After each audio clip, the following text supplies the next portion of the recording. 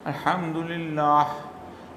لله نحمده ونستعينه ونستغفره ونؤمن به ونتوكل عليه ونعوذ بالله من شرور أنفسنا ومن سيئات أعمالنا من يهده الله فلا مضل له ومن يضلل فلا هادي له ونشهد أن لا إله إلا الله وحده لا شريك له ونشهد أن محمدًا عبده ورسوله قال الله تبارك وتعالى في كلامه المجيد وفرقانه الحميد وضرب الله مثلاً قرية كانت آمنة مطمئنة يأتيها رزقها رغداً من كل مكان وكفرت بأنعم الله فأذاق الله لباس الجوع والخوف بما كانوا يصنعون رب اشرح لي صدري ويسر لي أمري واحلل عقدة من لساني يفقهوا قولي صدق الله العظيم۔ معزز حضرات گرامی، میں نے آپ کے سامنے قرآن پاک کے سورہ نحل کی 112 نمبر آیت تلاوت کی ہے۔ یہ تلاوت اس لیے کی گئی ہے کہ آج کے پاکستان اور آج کے حالات کے مطابق اللہ تبارک و تعالیٰ کی یہ پیش گوئی اور اللہ تبارک و تعالیٰ کی یہ مثال انتہائی سچ صادق آتی ہے۔ وضرب اللہ، یہ نہیں کہا وضربا، یہ نہیں کہا کہ تم مثال دو، فلان کی مثال دیکھو فلان، اللہ تمہیں ایک مثال دیتا ہے۔ یعنی یہاں کہانی بیانے کرنے والا کون ہے؟ اللہ تبارک و تعالیٰ، جو اس کائنات کا مالک ہے، جو اس کائنات کا خالق ہے۔ وضرب اللہ، اللہ مثال دے رہا ہے تمہیں، کوئی اور نہیں۔ اس کائنات کا کوئی وزیر اعظم، کوئی صدر، کوئی چیف، کوئی پینٹاگون کا چیف وہ نہیں مثال دے رہا، اللہ مثال دے رہا ہے۔ کیا ہے؟ مثلاً قریۃ کانت آمنۃ مطمئنۃ، تمہیں ایک بستی کی مثال دے رہا ہوں میں۔ اللہ کہتا ہے کہ جس کے اندر امن تھا اور مطمئنۃ۔ اللہ کے نزدیک امن یہ نہیں ہے کہ تم 200 مختلف قسم کی چوکیاں لگا دو اور اس کے بعد کہو کہ اس ملک کے اندر امن ہے۔ تم لوگوں کو خوف کا شکار کر دو اور کہو کہ دنیا کے اندر امن ہے۔ تم 9/11 کے اندر بعد دنیا کے اندر چڑھ دوڑو اور اس کے بعد کہو نہیں امن ہے۔ مطمئنتاً، اطمینان تھا، لوگ مطمئن تھے۔ اس کے بعد کارڈینل پرنسپل ہے پولیٹیکل سائنس کا۔ میں آپ کی زبان میں بات کرنا چاہتا ہوں، ریاست وہ ہے جہاں ریاست نظر نہ آتی ہو۔ The state become invisible۔ آمنتاً مطمئنتاً، لوگ اطمینان کے ساتھ زندگی گزار رہے تھے، سکون تھا۔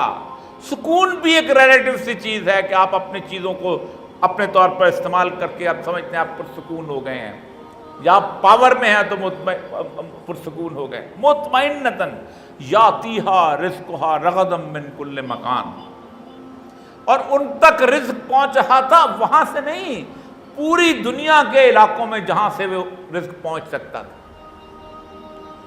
اگر کسی کو کھجور کی ضرورت ہے وہ پہنچ رہی تھی، اگر کسی کو دوا کی ضرورت ہے تو وہ پہنچ رہی تھی، اگر کسی کو زندگی کے اندر کسی اور معاملے کی ضرورت ہے تو رغداً من کل مکان، کیونکہ اللہ تبارک و تعالیٰ نے اپنا رزق جو ہے پوری کائنات کے اندر تقسیم کیا ہوا ہے تاکہ وہ ایک جگہ سے دوسری جگہ اور دوسری جگہ سے تیسری جگہ تک پہنچتا رہے۔ اس لیے کہ اگر رزق ایک جگہ پر مجتمع ہو جائے، جمع ہو جائے، تو اس کا مطلب یہ ہے کہ وہ بستی جو ہے وہ ظالم بستی کے اندر منتقل ہو سکتی ہے۔ اگر صرف مالا مال کرنے پہ اللہ تبارک و تعالیٰ آ جائے اور کہے کہ میں نے لاہور کو مالا مال کرنا ہے، تو پھر گجرانوالے والے کے ساتھ تو ظلم ہو گیا۔ تو ہوتا کیا ہے کہ اگر گجرانوالہ کی بستی پرامن ہے، گجرانوالے کی آمنتاً مطمئنتاً، فرق کیجئے گا۔ امن جو ہے، میں نوکری کی ہے 32 سال، ہم رپورٹ لکھ دیتے تھے کہ نو انٹورڈ انسیڈنٹ ہیز بین اکرڈ، آج کوئی برا واقعہ پیش نہیں آیا، اس لیے آج اس ملک کے اندر امن ہے۔ اللہ کہتا ہے میں اس امن کو نہیں مانتا، میں اس امن کو مانتا ہوں جس کے اندر لوگ اطمینان کے ساتھ زندگی گزار رہے ہیں، سکون قلب کے ساتھ زندگی گزار رہے ہیں، مطمئن ہوں۔ اس کو کہتے ہیں سائلنس آف دا گریو یارڈ۔ قبرستان سے زیادہ کہاں امن ہوتا ہے، قبرستان سے زیادہ کہاں سکون ہوتا ہے؟ لاشیں پڑی ہوئی ہیں، اس کے بعد تو آپ جب لاشوں کے اندر کنورٹ کر دیتے ہیں تو آپ کہتے ہیں آمنتن مطمئنتن، سکون ہوگی وہ زندگی، اور اس کے حرص پہنچ رہا ہے۔ وَكَفَرَتْ بِأَنْعُمِ اللَّهِ، پھر انہوں نے اللہ کی نعمتوں کا انکار شروع کر دیا، ایک نعمت کی نعمتوں کا انکار شروع کر دیا۔ فَأَذَاقَ اللَّهُ لِبَاسَ الْجُوعِ وَالْخَوْفِ، پھر اللہ نے انہیں 2 لباس پہنائے ہیں، ایک بھوک کا اور ایک خوف کا لباس پہنائے ہیں۔ لباس پاؤں سے لے کے سر تک ہوتا ہے، جرابیں بھی اس میں شامل ہیں، بوٹ بھی اس میں شامل ہیں، پتلون بھی شامل ہے، کوٹ بھی شامل ہے، اگر سردی لگ رہی ہے تو ٹوپی بھی شامل ہے اس کے اندر۔ اس کا مطلب یہ ہے کہ اگر کوئی کروڑ پتی ہے اور اگر کوئی صرف 5 روپے روز کا کمانے والا ہے، اللہ نے سب کو خوف اور بھوک کا شکار کر دیا۔ لباس الجوع کوئی فرق نہیں رہا، اللہ نے کہا خوف اور جو، کیونکہ اللہ نے 2 نعمتیں گنائی ہیں، لإیلاف قریش ایلافہم رحلۃ الشتاء والصیف۔ قریش کو مخاطب کر کے کہا دیکھو رحلۃ الشتاء فلیعبد رب ھذا البیت، اس رب کی عبادت کرو جس کا کعبہ ہے تمہارے پاس۔ کیوں کرو؟ اس لیے کہ کعبہ ہے؟ کیوں کرو؟ اس لیے کہ تم قریش ہو؟ کیوں کرو؟ کہ اس کے لیے تمہاری دنیا جہان تم پر آتی ہے اور تمہارے پاس تمہاری منت مانتی ہے تمہارے لیے، تم معزز ہو؟ نہیں، اطعمہم من جوع وآمنہم من خوف، ہم نے تمہیں بھوک میں کھانا دیا ہے اور تمہیں خوف میں امن دیا ہے۔ 2 نعمتیں اللہ نے، صرف 2 نعمتیں، کوئی اور نعمت نہیں ہے۔ کہ دیکھو ایک بات یاد رکھو کہ یہ 2 نعمتیں ہیں کہ جن نعمتوں کی وجہ سے تم اللہ کا شکر ادا کرو، اور اگر اللہ کا آپ شکر ادا نہیں کرتے تو اللہ کہتا ہے کہ میں تمہیں لباس الجوع والخوف، میں تمہیں بھوک اور خوف کا لباس پہنا دیتا ہوں۔ قرآن پورا اللہ تبارک و تعالیٰ کی وحدانیت اور اللہ تعالیٰ تبارک و تعالیٰ کی اس تمام اس کائنات کی ملوکیت اس کے اوپر بھرا پڑا ہے۔ تؤتی الملک من تشاء وتنزع الملک من تشاء، تؤتی الملک من تشاء وتنزع الملک من تشاء، جس کو چاہتا ہوں بادشاہ دیتا ہوں، جس کو چاہتا ہوں نہیں دیتا ہوں۔ آپ کہتے ہیں فرعون کو بھی تو اللہ نے بادشاہ دی، تو اللہ کیا کر رہا ہے ہمارے ساتھ؟ یہ کیوں کر رہا ہے اللہ ہمارے ساتھ؟ ایسا کیا ہے؟ اس کے اللہ مثال دیتا ہے، یذبحون ابناءہم ویستحیون نساءہم، وہ تمہاری بیٹیوں کو عیاشی کے لیے زندہ رکھتا تھا اور تمہارے بیٹوں کو ذبح کر دیتا تھا۔ کیا تھا؟ کیوں تھا؟ فرعون کرتا تھا۔ فَذَلِكَ بَلَاءٌ مِّن رَبِّهِمْ عَظِيمٌ، یہ میری طرف سے تمہارے اوپر بلا نازل کی گئی تھی۔ کیا اوقات ہے فرعون کی؟ کیا اوقات ہے اس کی اس کائنات کے اندر کہ وہ ظلم کر سکے؟ جب میں کہتا ہوں ما اصاب من مصیبت الا باذن اللہ، کہ کوئی مصیبت نہیں آ سکتی جب تک اللہ کا حکم نہ ہو جائے، جب تک اللہ کا اذن نہ ہو جائے، جب اللہ اس کو اجازت نہ دے دے۔ میں نے وہاں سیدنا موسیٰ علیہ السلام کی مثال دیتا ہوں کہ اللہ تعالیٰ اس بستی کو جب امن کے اندر ڈھالنے لگتا ہے تو پہلی نعمت کیا ہے، اور پہلی کون سی نعمت ہے جو کسی بستی سے چھین لیتا ہے؟ اللہ نے قرآن کے اندر وہ مکالمہ دیا ہے سیدنا موسیٰ علیہ السلام کو اور اپنا، کہ آپ لاٹھی لے کے گھوم رہے ہیں، اور پوچھا یہ لاٹھی سے کیا کرتے ہو؟ کہا میں جانوروں کے لیے پتے وتے جھاڑتا ہوں، ان کو بکریوں کو دیتا ہوں۔ اور کیا کرتے ہو؟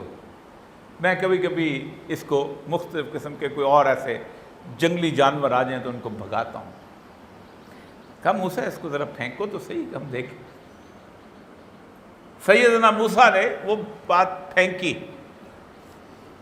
پھینکنے کے بعد وہ اجتہا میں تبدیل ہو گئی۔ موسیٰ ڈر گئے، کہا نہیں یہ پکڑ لو، یہ تمہیں ایک نشانی دے کے بھیج رہے ہیں۔ پھر فرمایا اپنا ہاتھ اپنی بغل میں ڈالو اور یہ نکالو تو پھر دیکھو کیا ہوتا ہے۔ سیدنا موسیٰ نے ہاتھ اپنی بغل میں ڈالا، اس کو نکال کے دیکھا تو وہ ہاتھ جو تھا وہ چمکتا تھا، ایسے کہتے ہیں ید بیض، جیسے آپ کی ٹیوب لائٹ، جیسے یہ سرچ لائٹ چمکتی اس طرح کی۔ سیدنا موسیٰ سے کہا اب جب یہ دو نشانیاں دے دیں اب کہاں بھیجا اللہ نے؟ اللہ اکبر، اذهب الى فرعون انه طغى، جاؤ فرعون کے پاس جاؤ، وہ طغى، سرکش ہو گیا ہے، بڑا بن گیا ہے، طاغوت ہو چکا ہے۔ تین بنیادی طور پر قسمیں ہیں اللہ سے انکار کی۔ پہلی قسم یہ ہے جسے فسق کہتے ہیں کہ میں اللہ کو مانتا ہوں لیکن اللہ کے احکامات کو نہیں مانتا ہوں۔ میں زنا کرتا ہوں، میں شراب پیتا ہوں، میں چوری کرتا ہوں، میں غیبت کرتا ہوں، میں جھوٹ بولتا ہوں، لیکن لا الہ الا اللہ محمد رسول اللہ پڑھتا ہوں۔ میں کہتا ہوں میں کلمہ گو مسلمان ہوں، تم کون ہو؟ اللہ اس کے اوپر ایک مہر لگاتا ہے ایسے لوگوں کے اوپر، واللہ لا یہدی القوم الفاسقین، جو فسق کرتا ہے میں اس کو ہدایت نہیں دیتا ہوں۔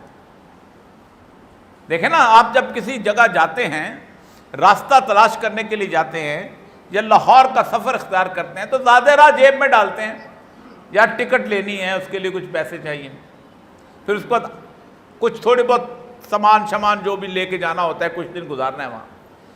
اللہ کی ہدایت کا راستہ یہ ہے کہ آپ فسق چھوڑ دیں، انکار ماننا ہے تو ہدایت۔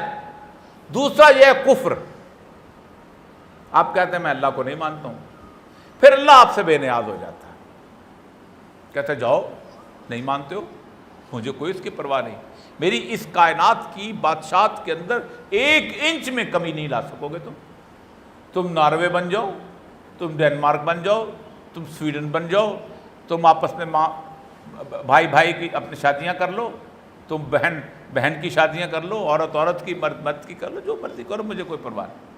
میں تمہیں دنیا میں جو رزق کی فراوانی جو ہے وہ میں کبھی رزق روک کر، بہت بڑا بادشاہ ہے، اس کی بارش برستی ہے تو یہ کبھی نہیں ہوتا کہ غریب کے گھر پہ برسے اور امیر کے گھر پہ نہ برسے، یا امیر کے گھر پہ برسے اور غریب پہ جاؤ۔ لیکن تیسری طاقت جو ہے وہ ہے، تیسرا قسم انکار کا، وہ ہے طاغوت۔ طاغوت وہ ہوتا ہے کہ جو اللہ کو نہیں مانتا اور دوسروں کو بھی اللہ کو ماننے نہیں دیتا۔ ہر دور میں ایک طاغوت ہوتا ہے، ہر دور میں ایک شخص ہوتا ہے جو کہتا ہے کہ میں اللہ کے احکامات کو نازل نہیں ہونے دوں گا، یہاں پر اللہ کے احکامات کو یہاں نافذ نہیں ہونے دوں گا، اللہ کے احکامات کو زندگی کے اندر قائم نہیں ہونے دوں گا، اور میں وہ طاغوت ہوں۔ جیسے سیدنا موسیٰ کے زمانے میں فرعون تھا، اذهب الى فرعون انه طغى، اور کیا کہو،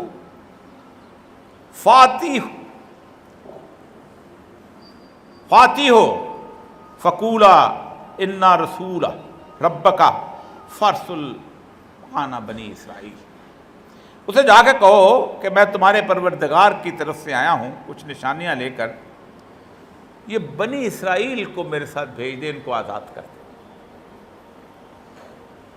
فرعون نے یہ نہیں کہا اللہ تبارک و تعالیٰ کو مانو، فرعون کو یہ نہیں کہا گیا، قطعاً نہیں کہا گیا۔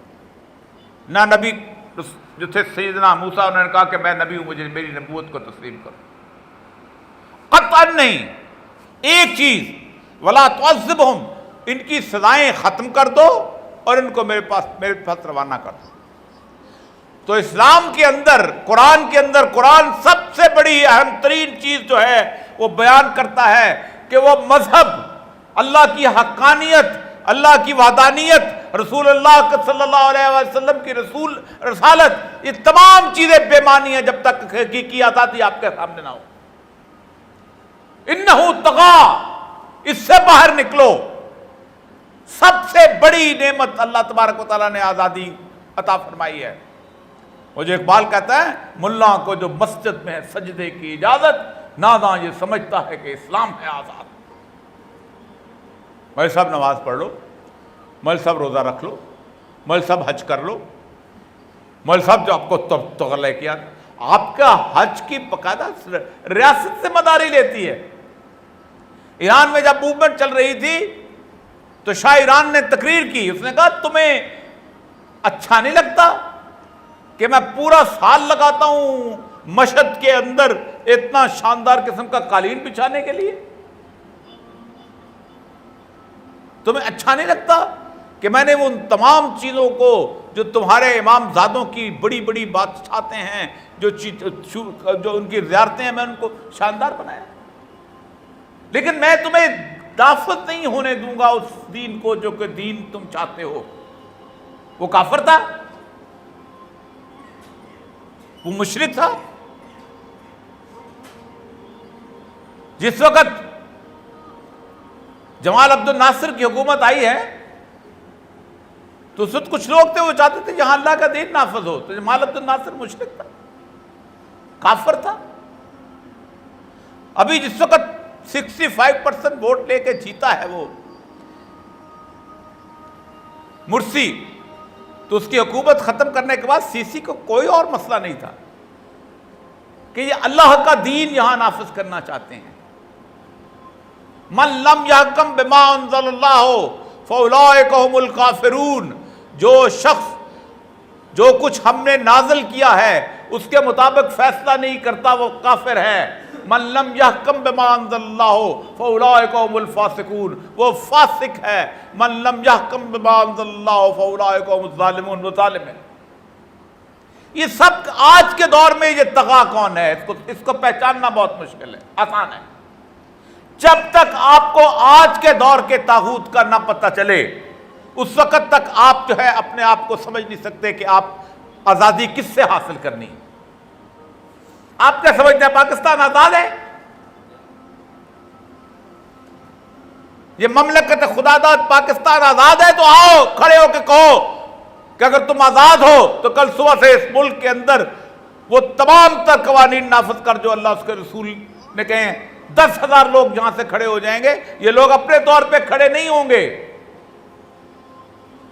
400 سال تک اس دنیا کے اندر ایک بہت بڑی غلامی کا ایک تصور رہا ہے، اور تصور تھا کہ برٹش نکلتے تھے وہ آ کے قبضہ کر لیتے تھے، اس کے بعد فرینچ نکلتے تھے وہ پورے کے پورے افریقہ پہ قبضہ کر لیتے تھے۔ اس سے پہلے ایک غلامی کا تصور تھا، Roman empire, Assyrian empire, Persian empire, Iran کی بادشاہت، روم کی بادشاہت، بابل و نینوا کی بادشاہت، غلام تھے۔ انہی غلاموں کے درمیان میں سے سیدنا ابراہیم علیہ السلام نمرود کے مقابلے میں کھڑے ہوئے تھے، انہی کے مقابلے میں سیدنا موسیٰ علیہ السلام جو تھے وہ فرعون کے مقابلے میں کھڑے ہوئے تھے۔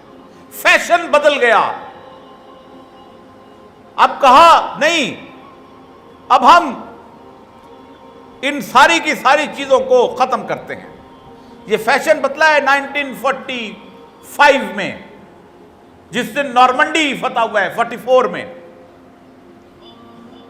تو منٹگمری نے نارمنڈی فتح کرنے کے بعد انہوں نے کچھ نہیں سوچا کہ ہم نے ہٹلر کو قتل کرنا ہے یا نہیں کرنا ہے، ہم نے کسی اور کو مارنا ہے یا نہیں مارنا ہے، ہم نے سب سے پہلے اس دنیا پر حکومت کیسے کرنی ہے، ہم نے طاغوت کیسے بننا ہے۔ انہو طغا کون ہے؟ امریکہ کے شہر برٹن ووڈ میں 48 ملک اکٹھے ہوئے اور انہوں نے 3 اداروں کی بنیاد رکھی۔ سب سے پہلے انٹرنیشنل مانیٹری فنڈ IMF، اس کے بعد ورلڈ بینک، اور ان دونوں کا تحفظ دینے کے لیے یونائٹڈ نیشنز۔ یونائٹڈ نیشنز جو اکتوبر 2001 میں یونینیمسلی ایک ووٹ خلاف نہیں ہے، خدا کی قسم اٹھا کے کہتا ہوں، اٹھا کے دیکھ لیجئے گا، یونینیمسلی کہتی ہے کہ اس دنیا کے اندر ایک بہت ظالم ملک پیدا ہو گیا ہے، ایک ایسا ملک پیدا ہو گیا ہے جو ہمیں آنکھیں دکھاتا ہے، اس ملک پر غنڈوں کی طرح چڑھ دوڑو، اور افغانستان ہے۔ یہ بالکل ایسے ہی ہے کہ ایک محلے کے اندر 48 لوگ رہ رہے ہوں اور ان میں سے 47 اکٹھے ہو کے کہے کہ چڑھ دوڑو، ایک شخص، ایک آواز، اس لیے کہ بولنے کی اجازت نہیں۔ بنی اسرائیل میں سے کوئی بولتا تھا فرعون کے سامنے؟ آج کوئی بولتا ہے؟ اس کے بعد اس پوری کائنات کو تقسیم کیا گیا اپنے مقصد کے لیے، نیشن سٹیٹ کا رنگ، نسل، زبان اور علاقے کی بنیاد پر ملک تقسیم کر دو۔ 1920 میں جب خلافت عثمانیہ کو تقسیم کر دیا گیا تو پاسپورٹ کا ڈیزائن آیا، 1924 میں ویزا ریگولیشنز آئیں، 1926 میں بارڈر سیکورٹی فورسز آئیں، اور انسانوں کو چڑیا گھر کے پنجروں میں بند کر دیا گیا۔ یہ تمہارا پنجرہ ہے، اس پنجرے سے محبت کرو۔ اقبال نے کہا تھا ان تازہ خداؤں میں بڑا سب سے وطن ہے، جو پیرہن اس کا ہے وہ مذہب کا کفن ہے، یہ بت کے تراشیدہ تہذیب نبی ہے، غارت کرے کاشانہ دین نبوی ہے، بازو تیرا توحید کی قوت سے قوی ہے، اسلام تیرا دیس ہے تو مصطفی ہے، نظارہ دیرینہ زمانے کو دکھا دے اے مصطفی، خاک میں اس بت کو ملا دے۔ وطن ایک انچ ٹکڑے کی حفاظت کریں گے۔ کیوں تقسیم کیا گیا؟ کیونکہ 120 ملک ہوں یا آج 210 ملک ہوں دنیا کے اندر، ہر ملک کو اپنی دفاع کے لیے ایک فوج چاہیے، ایک ایئر فورس چاہیے، کیونکہ آپ نے امن کرنا ہے، اطمینان نہیں۔ آمنتن مطمئنتن، لکسمبرگ کو بھی فوج چاہیے، اور پھر ہم ریسورسز پہ کیسے قبضہ کریں گے؟ اسی طریقے سے سب سے پہلے اس دنیا کے اندر سود کا نظام جو ہے 1945 کے اندر قائم کیا گیا۔ یہ قرآن اٹھائیں اور اللہ کو حاضر ناظر جان کر اس بات کی گواہی لیں اس سے، قرآن سے، کہ کیا اللہ نے کسی کے خلاف جنگ کا اعلان کیا ہے؟ کیا اللہ نے امریکہ کے خلاف جنگ کا اعلان کیا ہے؟ نہیں کیا۔ اللہ نے کبھی زانی کے خلاف جنگ کا اعلان کیا ہے؟ نہیں کیا۔ شرابی کے خلاف جنگ کا اعلان کیا ہے؟ نہیں کیا۔ اللہ نے کس کے خلاف سورہ بقرہ کی آخری آیات اٹھائیں کہ دیکھو اگر تم سود نہیں چھوڑتے ہو تو پھر یاد رکھو کہ تم حربا من اللہ و رسولہ، اللہ اور اس کے رسول کے ساتھ جنگ کے لیے تیار ہو جاؤ۔ اور حرب زبانی جنگ نہیں ہے میری طرح، مولوی کی طرح بیٹھ کے، میں تو مولوی بھی نہیں ہوں بھائی، بیٹھ کے میں زبان سے گفتگو کر رہا ہوں۔ تلوار والی جنگ کو حرب کہتے ہیں، ہتھیار والی جنگ کو حرب کہتے ہیں۔ کس کے ساتھ؟ سود والے کے ساتھ۔ اللہ کہتا ہے میں تلوار لے کے کھڑا ہوں، اور جو میرے مقابلے میں اس کے خلاف بھی تلوار لے کے کھڑا ہوں۔ یہ ہے طاغوت۔ آج آپ سود کے نظام کو ختم کرنے کی کوشش کریں، میں دیکھتا ہوں کہ آپ کیسے کر سکتے ہیں۔ کیا یہ ملک چاہتا ہے کہ سود ختم نہ ہو؟ ہم سب چاہتے ہیں۔ ہماری مجبوری کیا ہے؟ Committee of nations, international community, international monetary fund, 75 سال کمیونسٹوں نے سود نہیں کھایا، اللہ کو نہیں مانتے تھے، رسول کو نہیں مانتے تھے، امریکہ کو نہیں مانتے تھے، اس لیے سود نہیں کھایا۔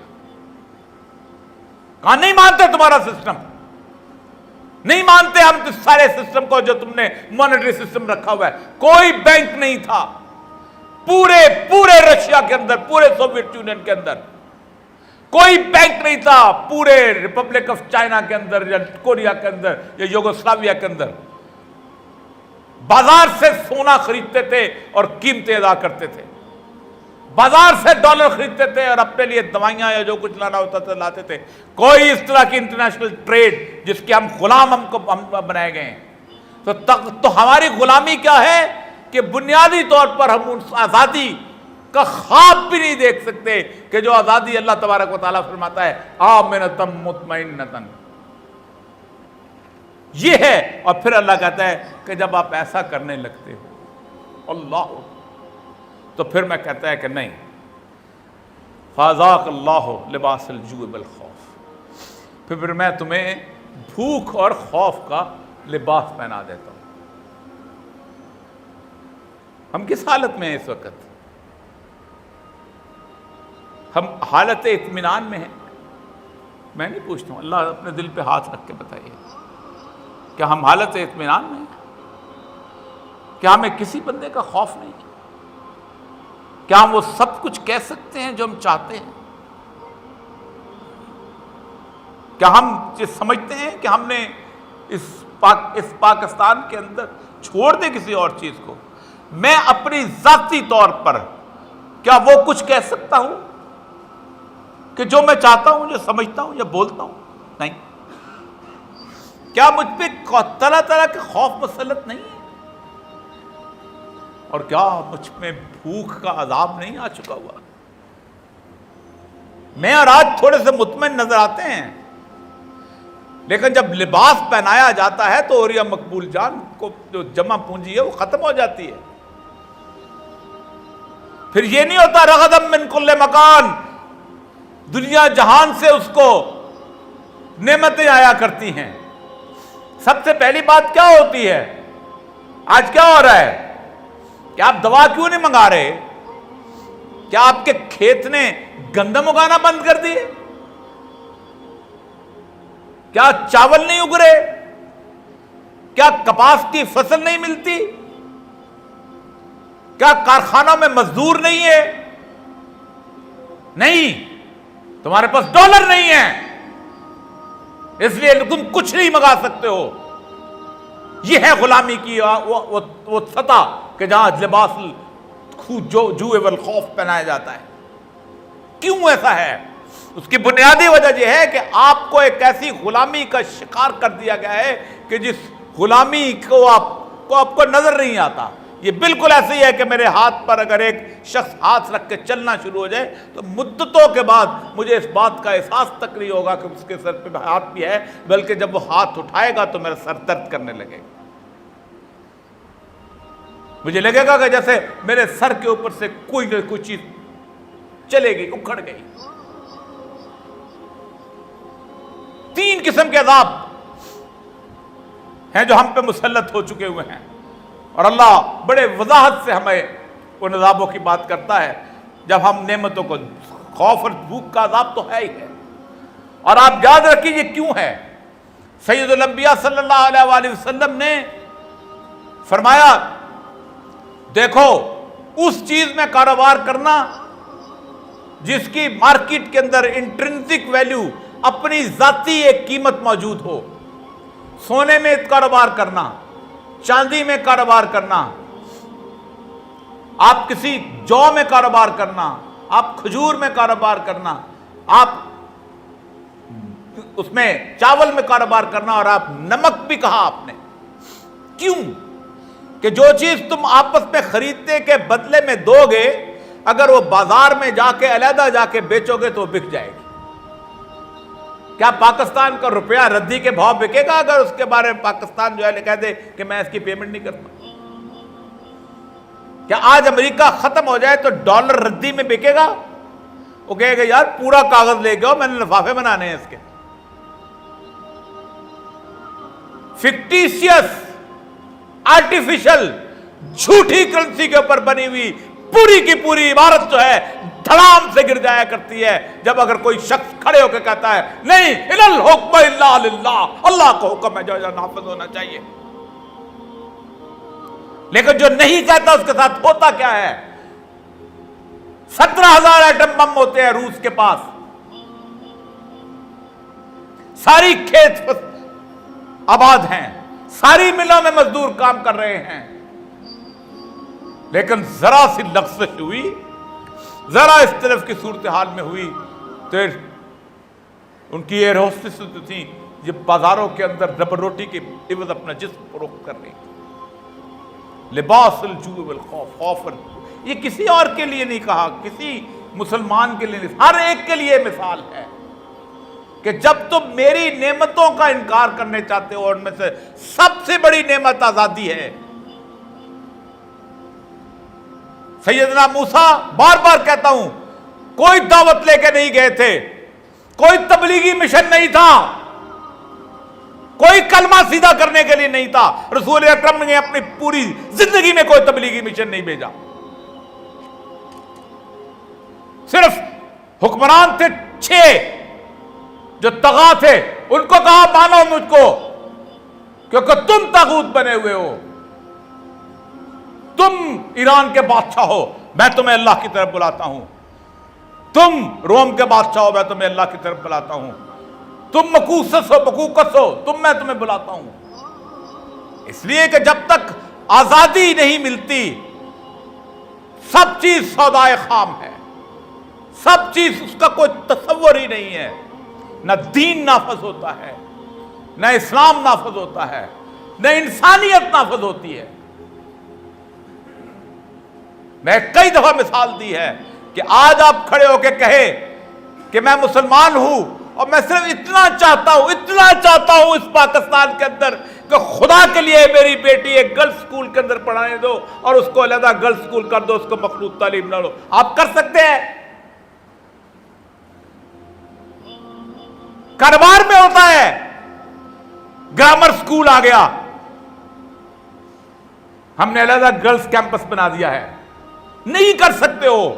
آپ کو پوری دنیا کی کمیٹی آف نیشن گالیاں دے گی، کہے گی کہ یہ شخص جو ہے یہ ایسا شخص ہے جو کھڑے ہو کے کہتا ہے یہ قوم ایسی قوم ہے جو عورتوں کی تعلیم کے مخالف. حالانکہ آپ تعلیم کو مخالف نہیں ہو، آپ کہتے ہو میری بچی ساتھ نہیں بیٹھے گی.